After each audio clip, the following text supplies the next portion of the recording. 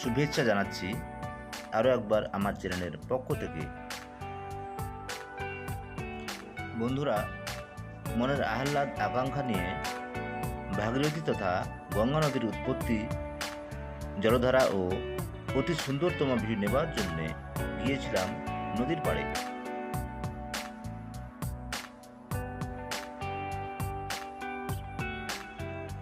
তবে বর্ষাকালে গ্রামীণ জনপদ ও নদীর ধারে মেঠো পথের বেহাল দশা আমার গতিপথ বাধা হয়ে দাঁড়ালো।